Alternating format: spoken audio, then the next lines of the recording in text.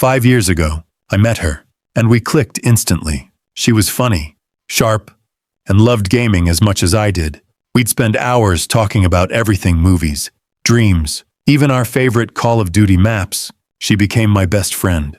3 years ago, we took the leap and started dating. I was 26, she was 28, and I thought we were building something real. I loved her with everything I had, and I believed she felt the same. We talked about marriage, picking out names for kids we'd have one day. It wasn't perfect.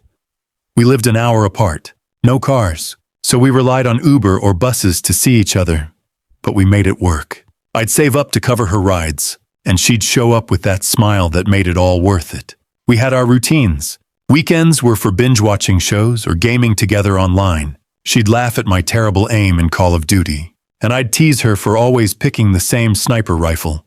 We went to concerts, friends' parties, and even planned to attend a wedding together. Our friends saw us as the couple that'd make it. I trusted her completely. She'd text me goodnight every evening, and I'd wake up to her silly memes. It felt like we were in sync, like we could handle anything. But I wasn't always okay. I've struggled with depression since my teens, and it hits hard sometimes. She knew about it, and she'd be there, listening when I'd ramble about feeling lost. I thought she got me. I let her in, shared parts of myself I'd kept hidden from others.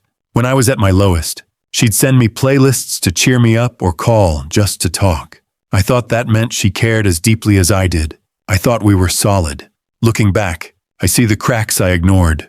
My depression was getting worse, and I leaned on her a lot, maybe too much. She started pulling back, just a little shorter texts, fewer calls.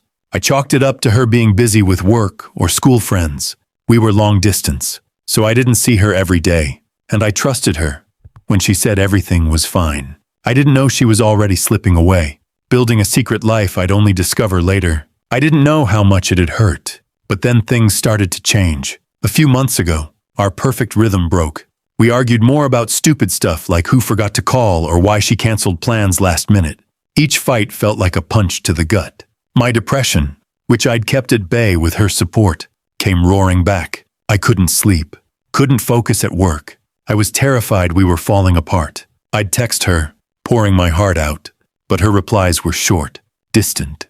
"I'm just stressed," she'd say. I wanted to believe her, so I did. Then came the wedding. We'd planned to go together, a big deal for us, since we rarely got to dress up and celebrate. It was a Saturday, and I woke up excited, texting her to confirm when she'd arrive. I offered to pay for her Uber, like always. "Okay," she said. Hours passed. No texts, no calls. I checked her location, something we shared for safety, and it wasn't at her place. It was some random parking lot. My chest tightened. I messaged her. Nothing. I called, straight to voicemail. Her location turned off. I was spiraling, picturing accidents or worse. A panic attack hit, and I sat on my couch, shaking, unable to breathe. 6 hours later, at 9:30 p.m., she finally answered. "Are you okay?" she asked, her voice calm. I broke down, sobbing, asking, "Are we okay?" She said her phone died, that she was out with school friends. She sounded so normal, like nothing was wrong. I clung to her words, desperate for them to be true. I told myself I was overreacting, that my depression was making me paranoid. But deep down, something felt off. The next day, I could barely get out of bed. She came over, all smiles, bringing coffee and acting like everything was fine. I tried to shake the doubt, but her excuses didn't add up. Why was her location in a parking lot? Why no call for 6 hours? I noticed she was gaming more, staying up late playing Call of Duty with some guy she called her duo. She laughed it off when I asked, saying he was just a friend. I wanted to rebuild trust, so I let it go. But her secrecy grew more late nights, more vague answers. I kept quiet, hoping I was wrong, but the cracks were spreading, and I couldn't ignore them much longer. Those cracks in our relationship soon became a chasm. The day after the wedding fiasco, I was a wreck, barely able to function. She came over, acting sweet, but I couldn't shake the feeling she was hiding something. While she was in the bathroom, I noticed her Apple Watch on the counter. I don't know why I looked, maybe desperation, but I did. There were messages to her school friend, sent at 9:20 the night before, right when I was crying to her on the phone. One said, "He was growling in my ear." Another mentioned covering up hickeys. My heart sank. I stared at her neck when she came out and saw faint marks. She said they were from scratching. I wanted to believe her, but my gut screamed otherwise. When we were heading to work, I couldn't hold it in. I asked about the messages. Her face didn't even flinch. She said she was lying to her friend, making it up to sound cool. It was such a bizarre excuse, but I was so in love, so broken, I swallowed it. Part of me felt crazy for doubting her. My depression was messing with my head, making me question everything. Was I being paranoid? Was I pushing her away? I blamed myself for not being enough, for letting my mental health drag us down. I thought if I tried harder, we could fix this. But the doubt wouldn't leave. I kept replaying her words, the messages, those marks. I'd lie awake at night, wondering if she was gaming with that Call of Duty guy again, laughing like she used to with me. I wanted to trust her, to go back to how things were. I'd send her texts, trying to be the fun boyfriend, but her replies were cold, like she was humoring me. I told myself we could get through this rough patch. I didn't know she was already gone, living a double life. I didn't know how much worse it would get. That nagging doubt finally exploded at her birthday party. It was weeks after the Apple Watch incident, and I was still wrestling with her lies.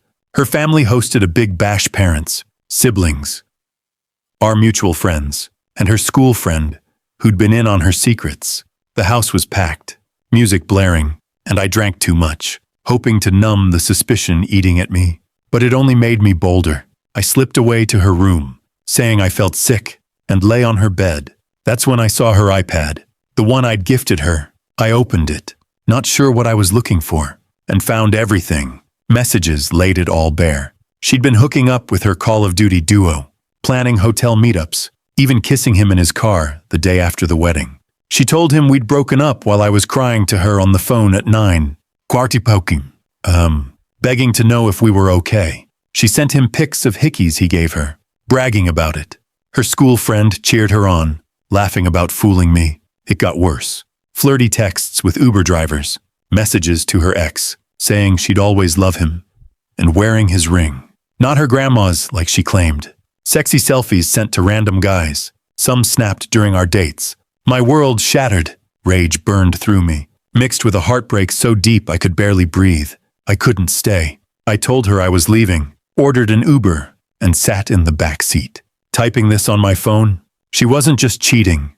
She was living a double life, lying to everyone who believed in us. I decided then, I was done. I'd break up with her through this Reddit post, knowing she'd see it, and send screenshots of every message to her family, friends, our crew, even her Call of Duty buddies. Everyone would know the truth.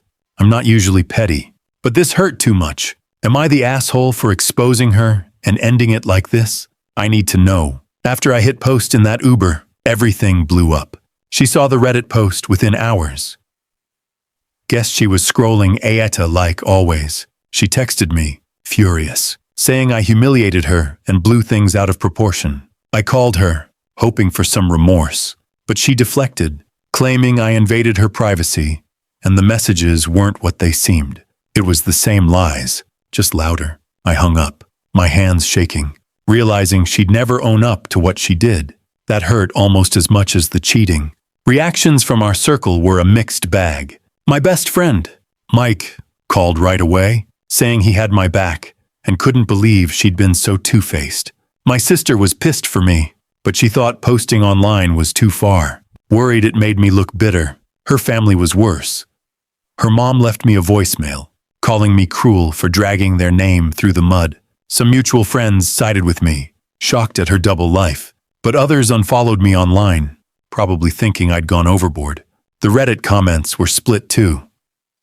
Some cheered me on. Others said I should have kept it private. I started doubting myself, wondering if I'd let anger win. I went to Mike's place the next night, needing to get out of my head. Over beers, I spilled everything: how I missed her laugh, how stupid I felt for not seeing the signs. Mike listened, then pointed out red flags I'd ignored. Her late-night gaming, how she'd dodge questions about her school friends. I realized our whole relationship felt like a lie. Was any of it real? The pain was raw. But talking helped me see I wasn't crazy for feeling betrayed. Sitting there, I knew I couldn't keep drowning in this. My depression was creeping back, and the anger was eating me alive. I decided to find a therapist to sort through it all. I didn't want revenge to define me. I wanted to heal, to be myself again. It's only been 2 days, but I'm trying to focus on that goal, not the chaos I unleashed. Still, I wonder if I did the right thing, or if I just made everything worse. Picking up from that rough couple of days, I've been trying to make sense of the mess. I started therapy a week ago, and it's already stirring things up. My therapist, Sarah, is great. She listens without judging. We've been digging into why her betrayal hit me so hard. Turns out, I've got trust issues from way back. Like when my dad bailed on us when I was a kid, I leaned on her to fill that gap. And when she lied, it was like losing more than just a girlfriend. It's heavy, but naming it helps. I'm starting to see I wasn't wrong to trust her, just wrong about who she was. Then, last weekend, I ran into her school friend at a coffee shop. I didn't plan it. But when she saw me, she smirked and said I overreacted, that her friend was just having fun. I lost it. I told her she was just as bad for cheering on the lies. We argued loud enough for people to stare, and I walked out, blocking her number. Cutting her off felt good, like shedding a piece of the betrayal.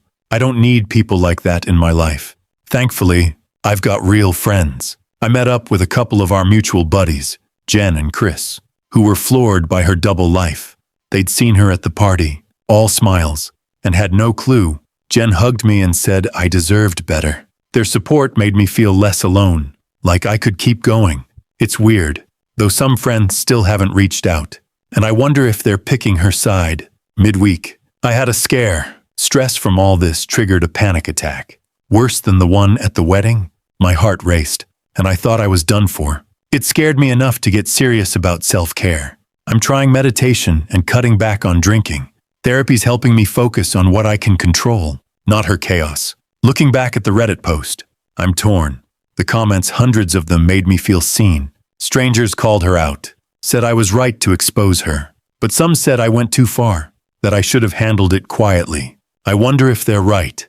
Did I hurt myself more by going public? I don't know.